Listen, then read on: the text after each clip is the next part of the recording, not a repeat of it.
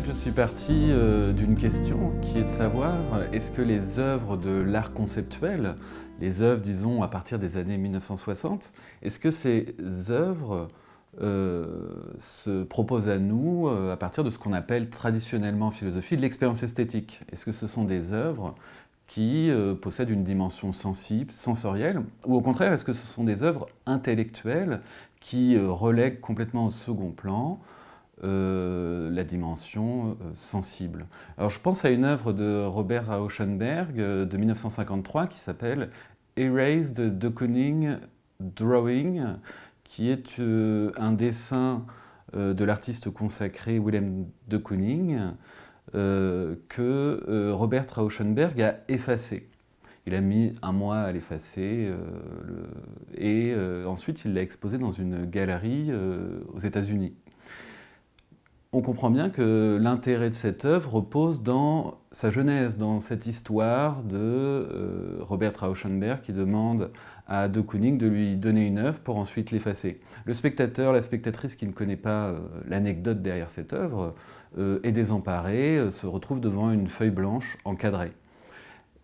De là ma question, est-ce que notre expérience de cette œuvre est une expérience sensible, mais auquel cas qu'y a-t-il à expérimenter sinon une feuille blanche? Ou est-ce que c'est une expérience seulement intellectuelle? Est-ce que l'œuvre n'est là que pour activer dans l'esprit du regardeur eh bien, une réflexion sur ce qu'est l'art? Voilà quel était mon point de départ et qui m'a conduit à l'écriture d'Inactualité du sensible.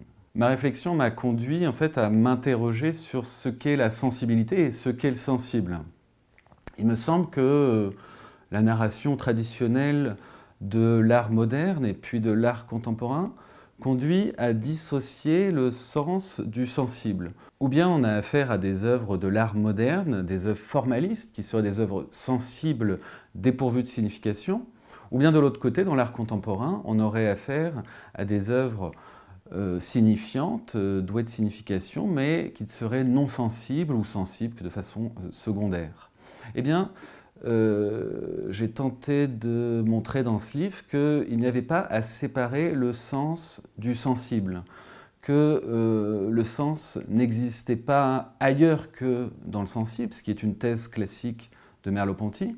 Et puis d'autre part, j'ai essayé de montrer que le sensible n'existait qu'à se dépasser tantôt au profit d'un sens ou d'une signification, ou bien tantôt au profit de ce que j'appelle une atmosphère. Je propose d'appeler puissance plasmique la capacité du sensible à se dépasser au profit d'un sens perceptif ou au profit d'une signification humaine.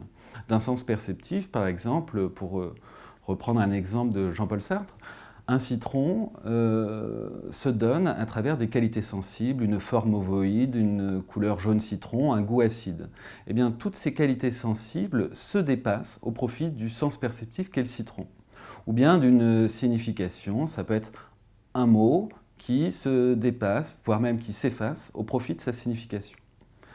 Et puis, je propose d'appeler puissance atmosphérique l'aptitude du sensible à déployer une atmosphère. Et par atmosphère, j'entends quelque chose qui se dégage, qui s'éploie d'une chose et que l'on ne perçoit pas mais que l'on pressent. Je donne un exemple pour illustrer ce que j'appelle la puissance plasmique. L'exemple que j'ai en tête, c'est une œuvre du Caravage qui est la Vocation de Saint Matthieu qui se trouve à l'église Saint-Louis des Français à Rome. On y voit 7 personnages, dont le Christ et Saint-Pierre, et toutes les formes et couleurs du tableau se dépassent au profit de la signification qui est un épisode biblique, l'épisode de la conversion de Matthieu. Eh bien, là, on a vraiment l'illustration de ce dépassement des formes et des couleurs au profit de leur signification, et c'est une signification biblique. Nous n'avons pas affaire avec ce tableau à, comme le dit une célèbre formule de Maurice Denis, une surface plane recouverte de couleurs en un certain ordre assemblées. On ne voit jamais seulement des formes et des couleurs. Les formes et les couleurs se dépassent toujours au profit d'un sens ou d'une signification. Maintenant, je donne un exemple pour illustrer ce que j'appelle la puissance atmosphérique. Je pense à une œuvre de l'artiste plasticienne française Sophie Calle qui s'appelle Salle des fêtes. Il s'agit d'une photographie d'une salle des fêtes qui est recouverte par un rideau, sur lequel rideau est brodé les raisons de la photographie. Elle écrit parce que son dénuement, parce que son infinie tristesse.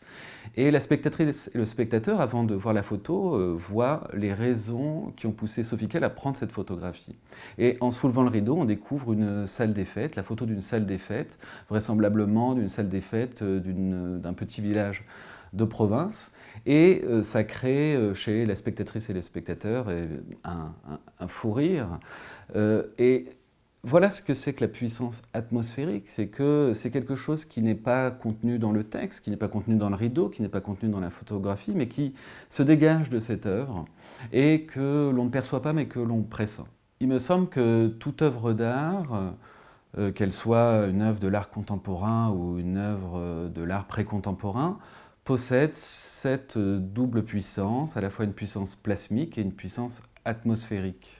Et ce qui peut être intéressant de considérer, c'est des œuvres qui exacerbent la puissance plasmique, c'est à mon avis ce que font les œuvres de l'art contemporain, et puis des œuvres qui exacerbent la puissance atmosphérique, et c'est peut-être ce que font les œuvres de l'art dit moderne ou l'art moderniste, en particulier la peinture. Et il me semble qu'à mesure qu'on exacerbe la puissance plasmique, on atténue la puissance atmosphérique et inversement, à mesure qu'on exagère la puissance plasmique, on émousse la puissance atmosphérique. Il me semble que cette question de la puissance du sensible doit être aussi compris dans le rapport de l'artiste avec le sensible, puisque que fait l'artiste? Il crée, c'est-à-dire que d'une certaine façon, il tourmente les sensibles pour arriver à exprimer quelque chose.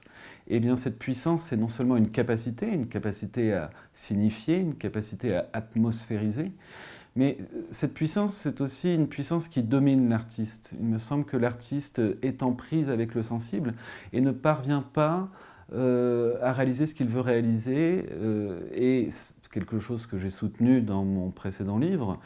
L'artiste cherche à rendre perceptible quelque chose qu'il pressent. Autrement dit, il cherche à faire tomber dans les qualités sensibles cette atmosphère pressentie. Or, il me semble que ce qui caractérise le sensible, c'est d'incessamment se dépasser, toujours au profit d'un sens et toujours surtout au profit d'une atmosphère. Autrement dit, l'atmosphère jamais ne peut être complètement effacée. Un exemple que je prends dans le livre, c'est le roman d'Annie Ernaux, La femme gelée. Je le prends comme un exemple pour illustrer cette idée que une fois qu'on a fermé le roman, des semaines, des mois, des années après, on ne se souvient plus exactement des personnages, de l'intrigue, etc. Par contre, il y a quelque chose qui reste, c'est l'atmosphère. Et ici, dans La femme gelée, c'est l'atmosphère, en particulier dans les dernières pages du livre, l'atmosphère d'une femme assignée à résidence, l'atmosphère de l'oppression et de la domination masculine. Eh bien, il me semble que on peut, de cette façon, ressentir, par cette épreuve de l'atmosphère du livre, ce que Annie Ernaux, précisément, cherchait à mettre en mots dans son roman La femme gelée, à savoir cette atmosphère d'oppression, et qui est ce que l'on garde en tête des mois après la lecture. Le partage que j'opère entre puissance plasmique et puissance atmosphérique me permet aussi de proposer une réflexion autour de la poésie. Il me semble que ce qui distingue la prose de la poésie, c'est que les mots de la prose, ce sont des mots amputés, c'est-à-dire amputés de leur puissance atmosphérique. Ce sont des mots, c'est-à-dire la chair verbale, des sensibles, qui sont réduits à leur puissance plasmique. Ils ne servent qu'à signifier, ils ne servent qu'à communiquer des significations. Or, que fait la poésie? Elle réinsère dans le langage, elle réinsère dans les mots leur puissance atmosphérique. Pour ainsi dire, elle retrouve la concrétude sensible du langage. Et c'est ce qui fait que un texte poétique n'est pas qu'un texte signifiant, c'est d'ailleurs un texte qui nous met dans une sorte, comme le dit Paul Valéry, d'indécision entre le sens et le son. un texte poétique éploie une atmosphère. Ce qui différencie ce livre du précédent, c'est peut-être que je me suis astreint au cadre strictement phénoménologique. C'est-à-dire, je ne suis pas parti, comme dans L'Art et le Monde, dans une réflexion cosmologique qui consisterait à fonder le raisonnement sur l'art sur une réflexion sur le monde, monde entendu non pas comme le fond de la perception, mais comme une puissance ontogénétique, une puissance qui produit les étangs et dont nous sentirions de près ou de loin la présence dans les œuvres d'art. Dans Inactualité du sensible, j'ai fait le choix de mettre entre parenthèses la cosmologie pour m'en tenir au niveau descriptif, c'est-à-dire au niveau de ce qui nous apparaît à la fois dans la perception et dans ce que j'appelle le pressentiment. Il existe en fait différentes manières d'aborder la situation artistique. Traditionnellement, ou bien depuis l'œuvre d'art, et par exemple dans sa relation avec la forme intelligible du beau ou une idée de la beauté, depuis l'artiste qui crée l'œuvre d'art, ou depuis le public qui reçoit l'œuvre d'art. On pourrait dire le point de vue poétique, le point de vue de l'artiste, et le point de vue esthétique, le point de vue du public. Eh bien, alors que dans L'Art et le Monde, je suis parti du point de vue poétique, je me suis demandé qu'est-ce qui pousse les artistes à créer des œuvres d'art. Dans Inactualité du sensible, j'ai pris le second versant, le versant esthétique, et je me suis interrogé à la relation entre public et œuvre d'art.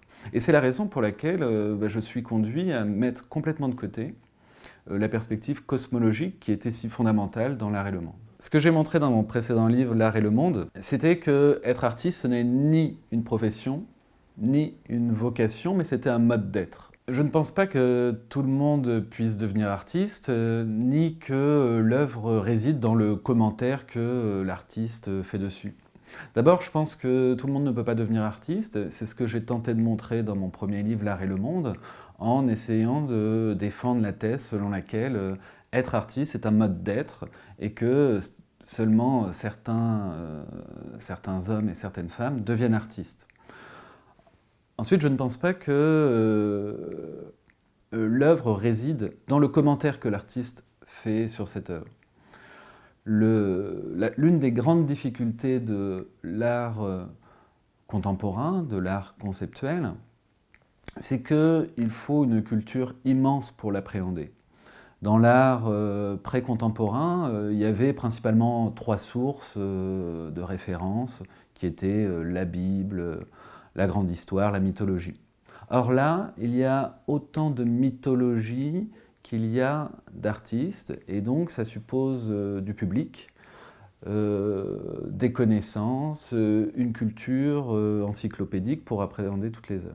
Je ne suis pas convaincu par la thèse, aujourd'hui communément admise, selon laquelle l'art contemporain culmine dans l'imposture, l'idée selon laquelle n'importe qui peut devenir artiste, qu'il s'agit d'identifier ce que les riches collectionneurs veulent acheter sur le marché de l'art pour devenir artiste.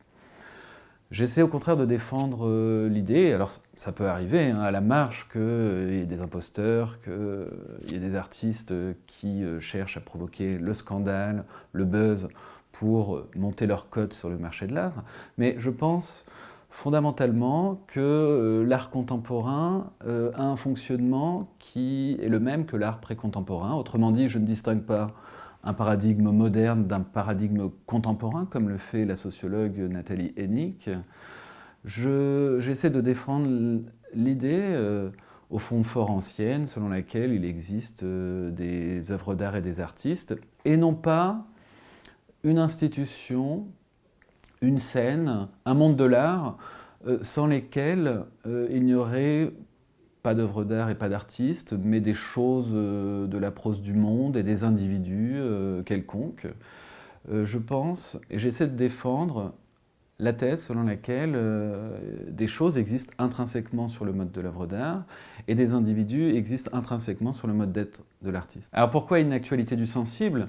Le titre, en fait, joue sur l'ambiguïté de l'expression. Inactualité du sensible, en un premier sens, en ce sens qu'on considère aujourd'hui communément que l'art contemporain n'est pas un art sensible, n'est pas un art qui fait appel à notre sensorialité ou à l'expérience esthétique.